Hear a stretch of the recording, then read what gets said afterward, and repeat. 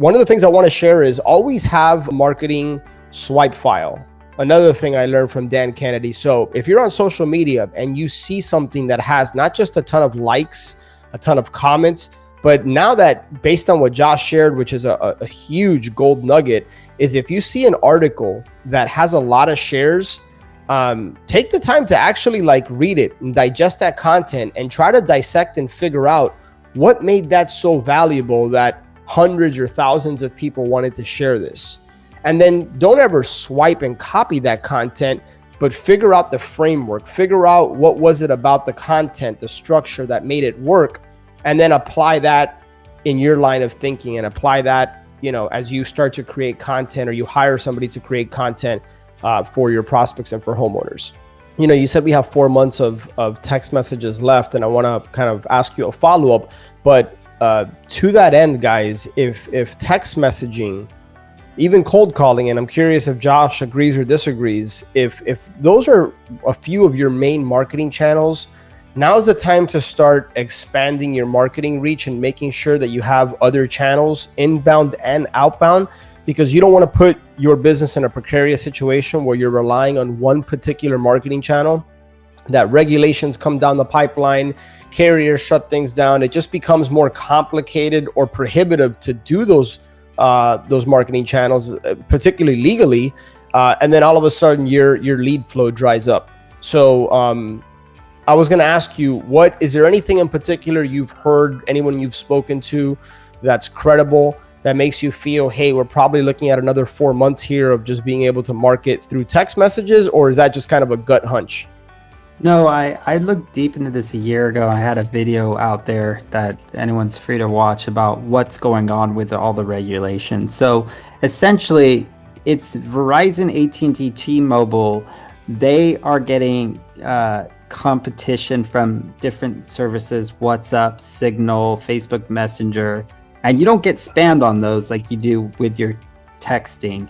And so they're putting in place things to restrict the amount of spam so that they can essentially stay in business. So they told these third parties, Twilio being the largest, that pretty much everyone uses Batch and eChirp and all of those guys. They said, hey, we're going to require you to register these 10-digit numbers that we use for this service. Mm-hmm. There's special 10-digit numbers. And instead of you registering each number individually so that you could just rotate, now we're going to require all phone numbers to be connected to a company, to one identity. So now the big difference is if one number gets reported as spam, or if you start texting too much on one number and they say stop, that's going to reflect poorly on the entire identity, all of your numbers in that group. So the reason I say that there's 4 months left is the carriers are working diligently with Twilio and others to identify what spam looks like. And so currently you can kind of get away. There are a lot of things out there that are just not true. Like the words you use don't really matter. It's what does matter is how many times people say stop. It's how many times people report. It's how much back and forth conversation there is. It's because they want to see that you're human. So if you text 100 things out and nobody responds, hey, that's not normal human behavior. They want to see one-to-one back and back. So there's just a lot of learning going on. And eventually they're going to be able to very easily recognize, hey, you're a spammer, you're a spammer, you're a spammer, and shut you down very, very quickly. I think this is opening up a lot of people's eyes and ears to are they building their marketing campaigns on a house of cards?